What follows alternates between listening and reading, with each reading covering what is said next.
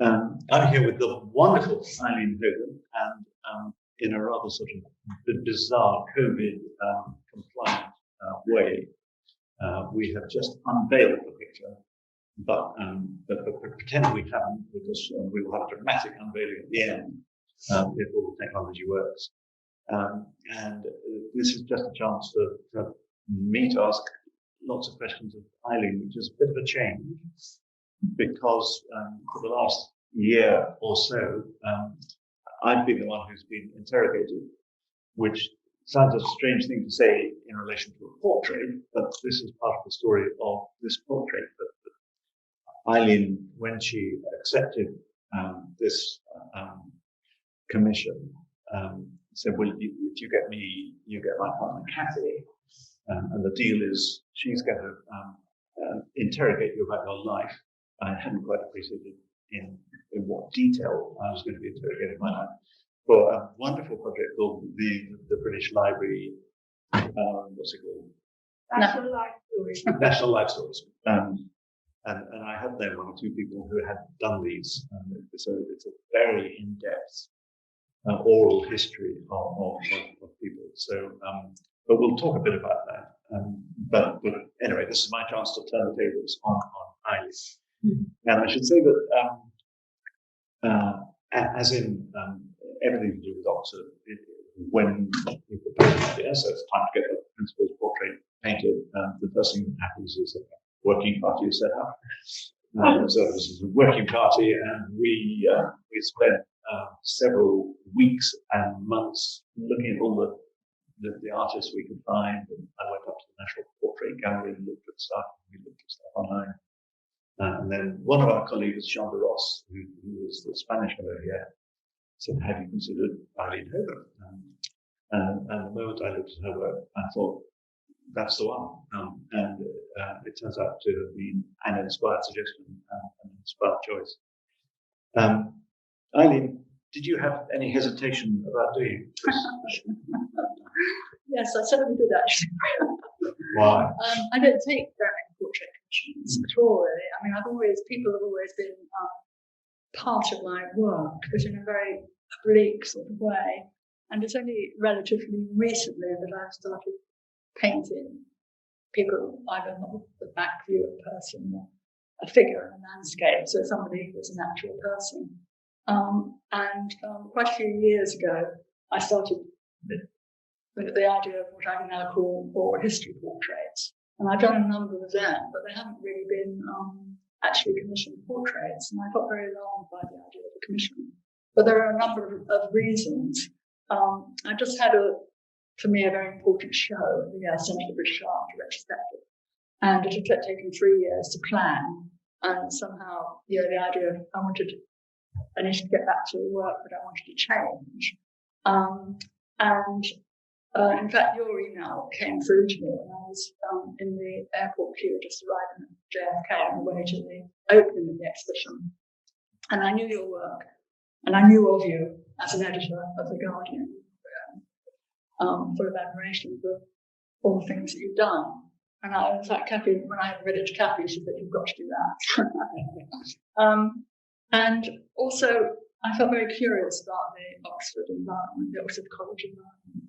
I mean, I went to Camilla Art School, Crofton's, a very scruffy art school in South London, and I always felt slightly envious of, people who experienced the university experience. So those things were the reasons why I took it. And then I got even more alarmed when I actually came to Oxford, and I was very unaware of the genre of Oxford portraits in Oxford colleges, actually. And I must say, I think Lady Margaret Hall is an exception. I mean, other colleges I visited, the number of kind of portraits of white, male, middle-aged men in academic gowns or suits, I think was alarming again. I'm saying that a lot. And the other thing, too, is I wondered how on earth my work would fit in. Because in spite of, there's a lot of initiatives in all the colleges now to do with diversity and use of photography, but the predominant medium is painting, and the quality of painting is very variable in the portraits, and it's very understandable because portraiture commissioned portraiture is quite a kind of contested genre in contemporary art. And I think when the emphasis is on the likeness, which it has to be in a sense, or should be, perhaps be in a portrait, then the quality of the painting comes second. I mean, Lucien Freud is quoted as saying, and he did a lot of portraits, there's only one thing that's more important than the sitter, and that's the painting. And I think it's been a commissioned portrait. I think then you know, that whole business of likeness is quite a tricky one. But were you alarmed? Did you feel alarmed? Well, I mean, in prospect, yes, because the thought, you know, I think you can't help feeling self-conscious of somebody, of somebody's gaze, which is why I think that the genius of having Cathy lobbing sort of very odd questions at me from time to time. So Cathy's got this, I mean, she asks very open questions, but sometimes, you know, I was sort of thinking of it very chronologically. So I think after the first hour, we got to the age of 8 or something. I mean, it is like doing psychoanalysis. And then you think, okay, so we're going to pick up at 9. You know, I've just got my first long trousers or something. You know, this is something. Who's going to be interested in this? And then Cathy would say something like, "Can you remember what it was like going to the dentist when you were a boy?" And you think, yeah, I can tell you exactly what it was like going to the dentist. And I don't know what the purpose of those questions was, but it did sort of, the one thing it had the effect of was I forgot you were there, which you probably to your benefit, isn't it? Definitely, yeah. So I didn't feel that self-consciousness that I think otherwise, I think probably if it's a very conventional setting, the sitter must feel sort of. Well, I think that's why I like it so much, because it's a collaboration, really. I mean, there are 3 people in this portrait. And 4 including the dog. 4 including the dog, yes. And there's a piano, too. What I like about oral history and the way Cathy does it is that the pauses and what's not said is as important as what is said.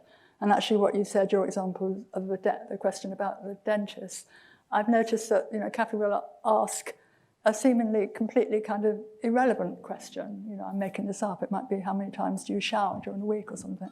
And it leads on into something very unexpected. And then because it's over a period of time, I mean, it was December 2019 that we started, you revisit the same situations, and sometimes you say something different, sometimes you remember it in a different way, and it all adds up to an extraordinary storehouse of information, and that feeds into my portrait. So everything that I get to know has an impact on what I'm painting, really. I mean, I don't mean to be asking you questions particularly, but did you find that you discovered things that you didn't know through the kind of oral history aspect of, because you're very used to asking people questions. I should explain that, well, I mean, we'll get onto this, but about half of the sittings were in real life, and then we moved on to Zoom. And how many hours have we done altogether? 20? 30? And still, I've only got to the age of 23, haven't I? So 30, at least 30 hours. So it's sort of a year of my life. So in prospect, we've still got another 40 hours in each other's company. You'll be bored by then. I'm going on to the next stage too. What was your question? Did you discover anything about yourself that you didn't know? Because Cathy's very clever at these questions. I mean, another question you asked me at some point was, can you remember having your hair cut when you were about 11? And of course, I had no reason ever to think about having a haircut at age 11, but I could remember exactly going down with my father to the high street in Guildford, and Thomas Thorpe's bookshop was next door, and we would go to this amazing second-hand bookshop. And so it all suddenly floods back. I mean, that's a silly example, as we went on, this sort of mining your memory for stuff that had been suppressed or disappeared, and it's all there, but it requires somebody to ask the question. I mean, what's good for me too is watching somebody over a period of time, and watching you when you are speaking about what seem like very trivial things and also very serious things. So physically, I can observe a lot of changes. I mean, your hair got much shaggier during lockdown, and of course, Brodie appeared, and clothes change. Although with you, clothes don't change. So I'm very grateful that you always wore, the same Blue navy shirt, blue yeah, cardigan and blue shirt. The feeling somehow, you're talking about your past, I'm painting you in the present, and people will be looking at this portrait for many years in the future. So there's very much a feeling of time passing, and that fits in very much with what I want to do in terms of the unfinished quality of the portraits. I mean, I know when we started off, I thought perhaps I would be doing something slightly more conventional, and I don't know if we're going to see it in slides or not, but I've got a sketchbook where I painted you sitting in your armchair in your office, and I like the space of the armchair, and I like the way you kind of folded up your legs like an umbrella, closing in the armchair. Shall we see? But nevertheless, I thought, and I think it was very brave of you actually in the context of the portrait to agree to the idea of a number of heads, because that also for me represents the idea of time passing and things move on, the city moves on. And there's also something very unfinished about the oral history too. There's always something more to be said. So this is Ian Hamilton Finlay. Yeah, the artist and gardener poet, and it was my first experience of really witnessing an oral history. This was actually in 1997, and this is at Little Sparta, which is the garden that Ian Hamilton Finlay created in Pentland Hills in Scotland. And Kathy was recording him in the conservatory at the back of his cottage, and I was sitting outside drawing, and I watched Ian as he talked, and watched his expressions change and his postures change.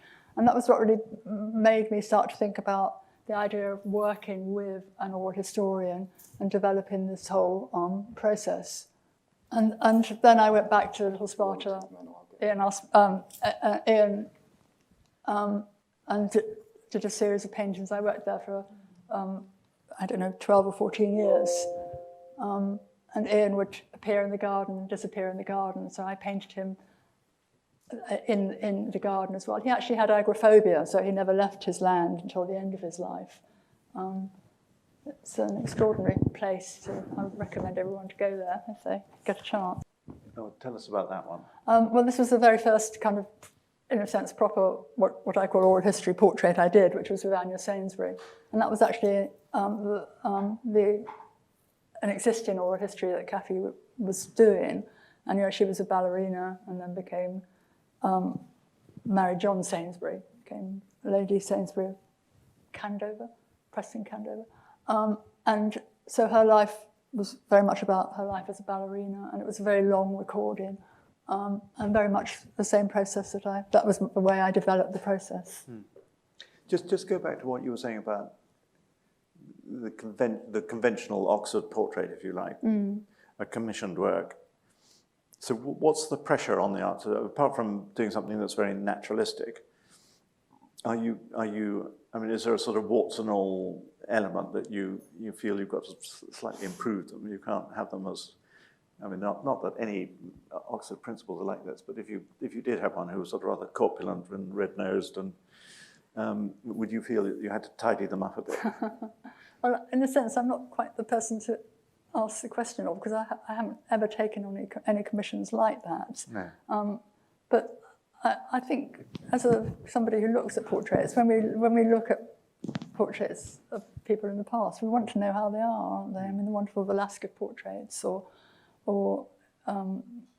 you do want the whole warts and all, but that is the dilemma of the commission, isn't it? Because we all have a view of how we look, and I think it's a very hard job for somebody who takes on commissions. And is there a sort of element in your mind that sort of ties this in with, as it were, the sort of Cecil Rhodes debate that the purpose of the work of art is to celebrate and in some sense glorify the subject? Because I mean, statutory definitely does that, doesn't it? But Yes. But I suppose in the past, a conventional Oxford painting would have that element in it. Well, definitely, I think so. I mean, hence all the robes and the kind of paraphernalia of the portrait, really.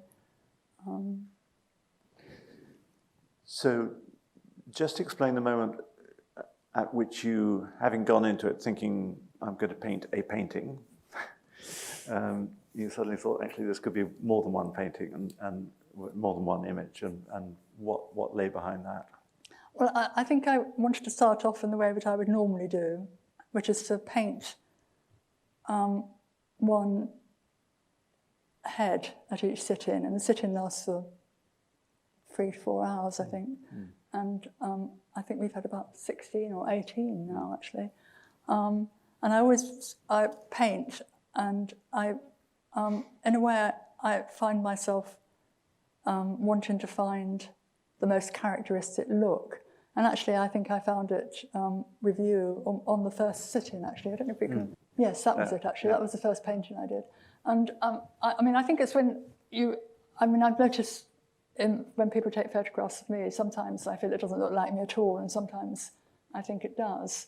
And I think somehow, and I suppose perhaps this is in relationship to your question earlier on, I mean, I found, and I find it in relationship to place as well, when I'm working in landscape too. I find a spot where I want to work, and I just carry on going back to that spot the whole time. So I found a look, a gaze, your gaze, something about your head and face that seemed to me to be very authentic. And I suppose maybe the kind of trick of portraiture is if you get the artist and the sitter in agreement over that, really. So I thought at first I would carry on just working with sit-ins. And I work quite a lot from memory. I mean, I often go back to my studio immediately after a sit-in and look at my paintings. I take a lot of photographs. I tend not to use photographs very early on because I find them quite inhibiting. You know, one tends to perhaps rely on them more, so I want to rely on my drawings and my memory. And I thought I would put all those together in some way, perhaps in a more usual portrait, and that's why I started thinking about you in the chair. But then, as it progressed, and particularly given the year and a half that we've had, because part of the oral history is to talk about contemporary events.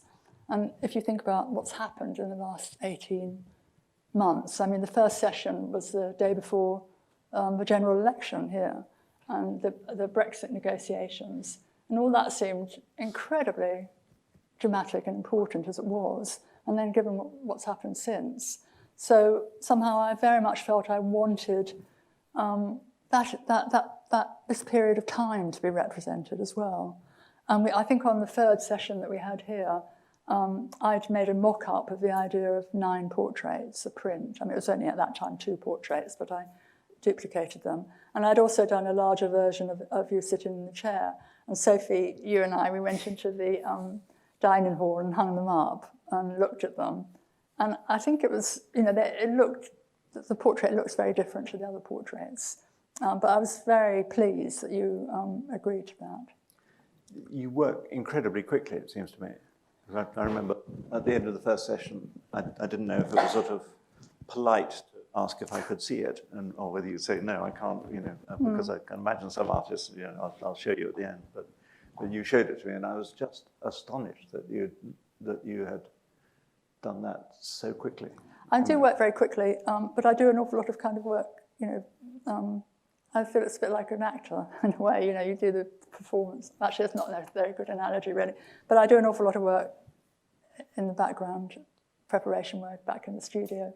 And my sketchbooks, you know, are incredibly important, really. I mean, this is an archive of all the work. And I write notes, I write down what I'm thinking about. I write down sometimes what you're saying. Let's see if we can get. This is So this is one sit-in in Lady Margaret Hall. I could never have done the sit-ins online, I think, without those early sit-ins, actually. And so on the right, it's in our kitchen. So there are some notebooks. Yes, yeah. So do you want to just talk us through, that one seems very complicated. Come back to that one, but here you're writing down snatches of conversation. Snatches of conversation, things that I'm thinking about. Sometimes it occurs to me what I'm trying to achieve. Sometimes my mind wanders and it might be about something very different. So what you're going to have for supper, or something like that, yes. The shopping list. Yeah. In a way, it's where the sketchbooks. I mean, it's slightly odd because I always think of sketchbooks as being rather experimental, and where I find out what I'm thinking about, and that's very important in terms of developing the portrait, because that allows me then to work in the studio in a more formal way and find out what matters to me, and so there's a kind of randomness in it. And then this is quite different, actually. Yeah, this is quite yeah. recent, because this is a sort of way forward. Because what I'd very much like to do is to show the portraits, but also show my experience of the oral history, but in a way which is not usual, because when sound, unless it's a sound piece, is in a gallery, when oral history, it's usually people putting on headphones and listening at the same time as looking at something. And I'd quite like to make it more as I experience, where sometimes I'm very much listening to what you're saying, and sometimes I'm very much concentrating on drawing. And so it's sort of in and out a bit, really. And in some ways I feel like a burglar almost, coming into an experience where I perhaps really shouldn't be there, because in terms of oral history, it's very unusual to have a third person present, actually. So this was thinking a little bit about taking it in that sort of direction. And can you explain the medium here? How has this actually been made? Oh, it's on paper. I work on paper, yeah. And I work in oil paint and with wax, actually. So for all the portraits, what I do is put down a layer of wax, first of all, and then I paint, and I use charcoal and oil paint. And I like the kind of layers, really. And in my work generally, I work in layers, and I often scrape things out. And again, that for me feels like but something remains, so there's a feeling of time. I know nothing about these things, but is that a very rare technique, or is that a very common technique? Well, paint in itself, one perhaps could say in contemporary art, is quite an uncommon technique. I mean, often, not so much now, but it's been very unfashionable for most of my career. I think using wax is, it's quite a traditional thing to do. It has been quite traditional at different times. In fact, one of my students introduced me to it a few years ago. But some of this writing. So what medium have you done for the actual words? Oil paint. Oil paint, yeah. Right, okay. So I'm not actually trying to be legible, really. No. I mean, I think that's the thing of legibility and what one can understand and what one can read and what one can't. That's what I'm experimenting with at the moment. So just before you did me, you did the Prince of Wales and Camilla. Yes. Was that very different? Very different. But Kathy wasn't allowed in for that, was she? Well, again, it was an extraordinary commission for me to take, and I thought long and hard about it, especially as Kathy's a Republican. But I was very curious about seeing, that sort of world, actually. And I would like to. I did kind of float the idea of an oral history. Well, I mean, actually, I never really asked because I knew it wasn't going to be possible. But what I did was that I asked if I could paint him while he was working, and I was transported up to Balmoral and he was in his office, And I actually sat on the floor while he was working. He was on holiday at Burkhall, the Queen Mother's house, what used to be the Queen Mother's house. And he was working really hard, actually. And there was a huge vase of flowers on his desk, which pretty much obscured him. And I sat there for so long in a way that it became quite normal, actually. So it was almost like watching somebody. Well, I was watching him, and so there wasn't that kind of relationship. But you weren't talking to him? Well, he occasionally, a little bit. I mean, occasionally he would kind of express a certain amount of frustration and direct it towards me, not about me, but about something that some kind of conversation that he was having. So there was a little bit of communication, but not very much. And how many hours did you have with him? I was there for 3 days. And consecutively? So a couple of hours each day. Right, okay. Yeah, and then I think I had one more session at Clarence House in the same way. And where is that painting now? It's in his private collection, and rather as I've done with you, I did several versions, and I was artist in residence at the Garden Museum, and they have one of my versions too. Right, okay. And then you did Camilla? Yes. Same kind of Same thing, yes. Yeah. So again, it was curiosity that led me down that pathway. Yeah. And then you did Mark Damazer at St. Peter's? Yes. Which is a more conventional picture, I think. It is. Yeah. I mean, he has a kind of, a restlessness, I think, really, the feeling of, and so in a sense, I didn't feel, in fact, the portrait actually ended up being of him walking in the quad. He redesigned the quad, and there's an extraordinary kind of flower garden there, and that was his walk to and from his office, from the master's house. And an awful lot of kind of conversations went on there, and somehow it felt much more comfortable to paint him in that kind of transient pose. So should we look at this picture now? Yeah. There it is.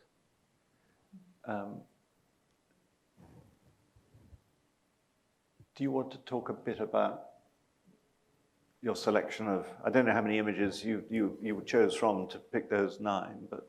I've got to try to think about 15. Yeah. And I suppose, and one thing that I noticed that I learnt, because of this is a good example, I think, of what I learned through the oral history, is that I noticed that sometimes we're talking about very serious and quite difficult situations, and I can't quite remember the context of this one, but it was when you were in a very, quite a dangerous situation, actually. It was when you were, as a journalist, and you were almost in crossfire. It was a kind of, and I think Kathy said to you, "How did you feel?" And you said something like, I don't know, I can't quite remember the word. It was a bit hairy or a little bit tricky or something. It was incredibly low key, really. But I do notice that emotion comes out through your gestures, really. So I wouldn't have articulated this as we went along, but it seemed very natural, the kind of movement and the gesture. And then I suppose the different, I wanted to represent the different environment. You know, it's quite, I think the first sitting online, you were in your shed, and Brodie appeared. And then the centre one at the bottom was in the, gazebo. You built two gazebos so that you could see the students, and it was an incredibly cold day. And then... And the middle one on the right, the sort of the least finished? I think that was at the transition period, when we started doing them online. So it was very much a fragment. But I also like the idea of, it's rather like words, I like the idea of fragments in portraiture and how much you can leave out, and yet there's still something recognisable about the person. You know, it seems to me very much like reading and legibility. You know, if you're designing a typeface, how minimal can you make it, and yet still realise it's an A or a Q or whatever. The one in the middle on the left, I think that was I just come out of a finance committee meeting.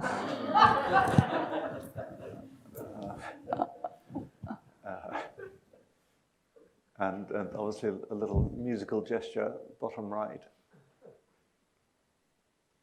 Do you feel that any of them represents you more? Yeah, than I think they're. You've got 9 different versions of me. I mean, of course, the gazebo months, as I think of them, when I was sitting and pulled on my thermals every morning to get into that tent and sit by the fire pit meeting students. I think that's quite well captured in the bottom left. I'm very pleased that Brody has made it into one. Well, Brody was a bit alarming for us, actually, because he was very young, I think, wasn't he? And he kind of, I think you said that the breed has, what do they call it? Lancashire healers. Healers, and the healers, they nip, don't they? They do nip. He was a very nippy dog at that point. Yes, and he was nipping your throat, wasn't he? Yeah, and everything else. And we wondered, if we're going to witness some terrible event. That's right. He sort of put his jaws on my windpipe. Yes, and what would we do? Rip my really? windpipe out in front of you. Yeah. Ring the police. So the JCR have done various versions of this with their own captions, and the top middle is apparently me, Alan splaining. But they've done very funny captions for each one. So you're happy with it? I'm very happy with it, yes. Yeah. I mean, I was quite nervous this morning when we unveiled it, wondering what it was going to look like. And well, talk about that, because talk about the setting. So I mean, when you first went in, there are 90% women on the walls, and they're all quite muted colours, aren't they? Mm. So how did you think, I mean, when you thought about size and tone, what did you think? Did you want to fit in, or did you want to stand out? I mean, what was your thought about the setting? I think, as I said earlier, there were some good portraits, so I didn't feel horrified by the actual work. And I didn't want not to fit in, but I didn't actually know how to fit in. So I just thought I had to kind of throw myself in the deep end and do the best I possibly could. And that's why I felt quite nervous about how it would actually look. And it's very bright, it's very white, and it's framed in a different way. It's framed in it's actually framed in a dark wood frame, which I would normally use white. So,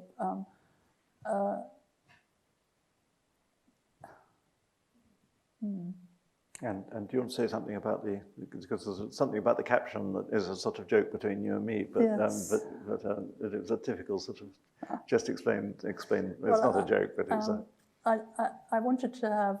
I mean, normally I'm rather against kind of captions for paintings. I prefer people to look at the work. But actually, I thought it would be very helpful to have a kind of almost like a key or a cipher. So I wrote something, and then came up with the idea of using the typeface that The Guardian used, which was actually, I think, designed during your period there, wasn't it? So you, in fact, approached the designer, and we got the typeface. And so, but I don't know how many people that Lady Margaret Hall would know about, apart from. Well, this was when the Guardian was redesigned in the Berliner format, and the designer Mark Porter commissioned something called Guardian Egyptian. So we had to, but since then the Guardian has changed again, so it's no longer uses Guardian Egyptian. So we had to retrieve Guardian Egyptian from Mark Porter, who then set it for us. Yes. But it is a lovely font. Questions? Yeah. Yes, I mean, I laid them out on the floor in my studio and had lots of different versions, actually. And I thought about, I wanted to stick to, I started off with the idea of being chronological and got rather stuck with that. And then actually it is loosely chronological in the sense that the top 3 were done at Lady Margaret Hall. But then I just actually did it visually in a sense and worked out how it looked. But it was a very hard decision. In fact, you're talking about the oral history just made me think it's worthwhile saying that it's possible the recordings actually do go online in the British Library eventually, but they're not necessarily, I think they can be, sometimes it's closed. And Kathy, do you want to say? I think it's definitely going to be closed for a long time, isn't it? Depends how frank I get as we go on, doesn't it? It's going to be closed for a long time. But not all of it necessarily. No. So parts of it can be taken out, but so which is, I think that's one of the reasons why I thought it would be good to have a little explanation, because people might get interested and want to hear whatever is available. But the point is, I think that it should be a very frank recording, and that's why the person who's being recorded has the opportunity to close it for however many years they would like.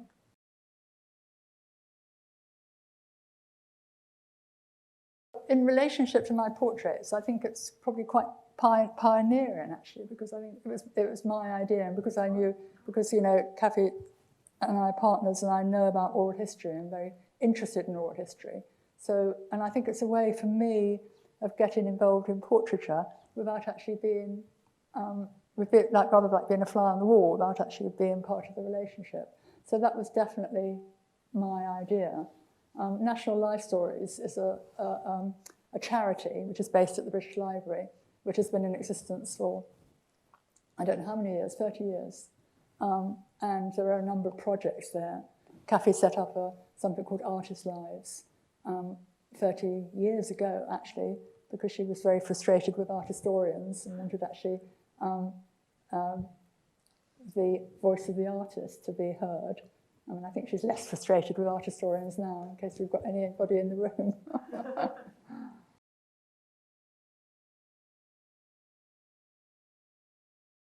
Oh, totally, yes, actually. I mean, I think this is a period that absolutely unlike any other, and that's why I was so pleased about putting it together in this way, because it reflects that passing of time.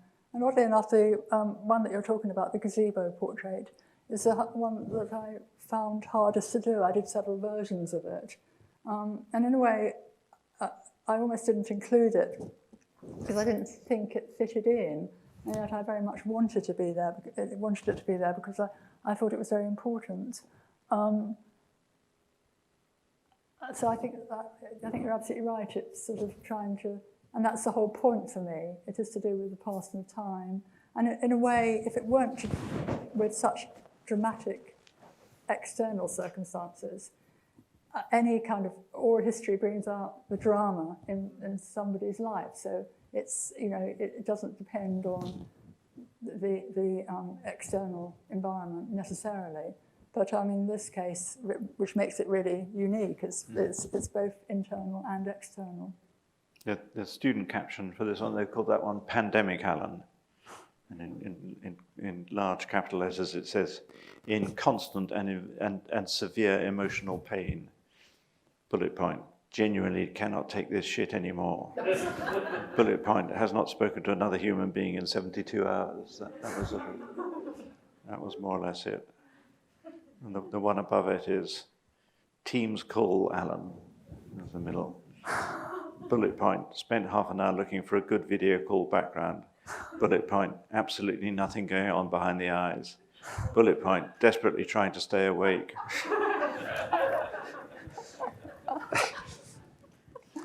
Fantastic captions. The middle one on the left.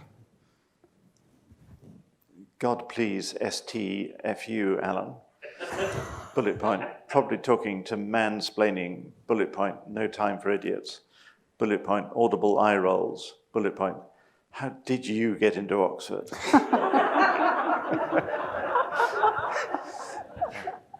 Anyway, I'm glad somebody's having fun with it. There was one moment about halfway through when I was rather alarmed. You said you thought this might be your last ever portrait. Maybe you always think that when you're halfway through a portrait. I would think really hard about taking another portrait commission. It won't be my last ever portrait, but it might be my last ever commissioned portrait. Why?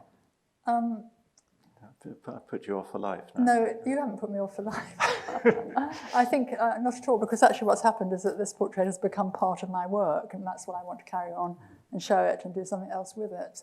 But I think it made me realise how incredibly difficult it is to do, really, to create a portrait which would satisfy the people who've commissioned it, would satisfy the sitter, and would satisfy me, because it would be a piece of my work, really. And so I think I would need to think really hard about it. I mean, there are lots of examples, not to do with you, but to do with other sitters and painters, where actually people really hate their work, don't they? They put it in the basement, or they put it on the bonfire. Well, like Churchill, that very Churchill famous and Sutherland, yeah. Sutherland, yes, yeah. Do you think that's quite a common thing?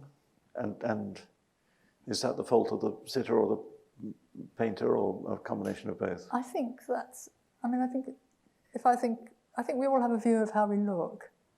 I think that's why it's such a hard thing to do, isn't it? And so it's where kind of, art and authenticity clashes with vanity and all that sort of thing. So I think it probably would be quite common. Well, I thought there was a phase in my life when we were doing all the sort of Snowden stories and WikiLeaks, where a lot of journalists were interested in what we were doing, and a lot of photographers came to photograph me because I was the sort of, that was the front face of the Guardian. And there's particularly, I thought, I don't know enough about photography, but there seems to be a trend in some modern portrait photography of incredibly sort of close up. I remember someone took me for the New Yorker, and he had obviously been told that he had to have a full frame. It was going to be a full frame close up. And we spent about 2 hours with him right in front of my face, framing it like that. And I thought it said almost nothing about me at all. I mean, it was obviously a highly accurate representation in one way, but said nothing. And I sort of, so there's that aspect of photography which doesn't, it seemed to me, capture somebody, but that does. Well, I think, yes, and I think that's one of the things I found myself thinking about in relationship to the college portraits. Is I think there's quite a difficult relationship between photography and painting in some portraits, really, because it's very easy to rely on photography. And I noticed when I've been teaching, students sort of think that photography is the truth. And actually, I think it's really important to rely on one's observation and, how the impact of the person. Yeah. We should wind up shortly, but I was just interested in what you said. So my experience of you is in the room, and at the end you show me what you've done. But you then go away and work from memory, although you sometimes have photographs, but you're reluctant to use the photographs. Just explain that, because I think lots of people who are not artists would not quite get the memory bit. So how does that work? I think, I do use photographs, but I use them at a much later stage because I don't want to become reliant on them. And when I'm painting like this, painting sitting in front of you, or drawing, I find out how the impression that you're making on me and what I'm thinking about. So I'm noticing things. When I work in the studio from memory, I find out what matters to me. So I find out what's going on in my head, really, and so so I then kind of get an idea of what I want to do and what I'm trying to do. And then at later stages, that's when I use the photograph as sort of a memoir. But those very early, I don't know, is that clear, the difference between... Well, almost, but it seems to me what you're describing, and I may have got this wrong, is that you're describing, you're in the moment when you're there with your brushes and your paper, and then you go away, and when you say what matters to me, you're thinking, so what did I experience in the room, rather than Yes, exactly. did he have green eyes, or have I got the light on his Yes, lens, or yes. have I got the exact right blue for his shirt? Yes, I think it was Courbet, the artist Courbet, who used to set up a still life in one room and then go and paint it in another room, because in a sense one's not copying, one's not trying to copy, it's to do with my experience. So you're literally your mind's eye. Yes, yes. But to circle back to the beginning of the conversation, the tension then is between your mind's eye and what you think the college actually wants. Exactly, yes, exactly. Or what you want, actually. I had no say in it. I mean, you were very kind to show it to me, but Well, I remember you said to me very early on, well, actually the first time we met, that there was a story about a previous principal who'd had his portrait painted, and he looked rather ill in his portrait, didn't he? And then I think he sadly subsequently died, and somehow the portraitors have picked up something. Yes, it was Duncan Stewart, who, I mean, you'll know this from Christine and Helen. So he was ill, but his daughter, who came and had dinner on High Table, said that the painter, I think, had spotted something the doctors hadn't spotted, just from spending a lot of time looking at him. And I know he had Parkinson's, but I think he then had cancer. Is that right? I think the artist had spotted something secondary that was so yeah. So I remember you saying you didn't really want to get a shock. You didn't want to kind of not to see anything. Yeah, it's nothing you're holding back from me, is it? No, so I tell me later. I did want to show you as I was going along, and I do keep some things private, and so I know. I mean, I don't want to be influenced actually. By what people might say, so I'm very careful about what I show and what I don't show. I've got my finely chiselled drawer, quite right. Yeah. My best side is like that. Yeah. And what happens to all your notebooks there? What will happen to them? What happens to them at the moment? And what will happen? At the moment, I've got archival boxes. I've got one where I'm dating back to 1958 because I drew when I started drawing when I was very, very young. Well, actually, we're talking about they might possibly go to the Yale where I had the retrospective, so but not for the moment. Okay. And because Kathy and I have got a lot of time yet in each other's company, and you say you're going to be there too. So what's going to happen to all that in the end, or is this just your personal? Well, I do, because I do so many different versions. I do keep some for myself actually, and then I'm going to plan to have an exhibition. Right. Okay. Great. Are we ready to show the grand unveiling? Should we do it together? 1, 2, 3. Whoa!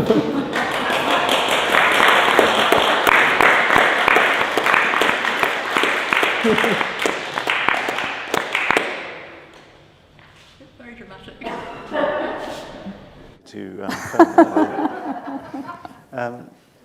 Vanya, last question to you.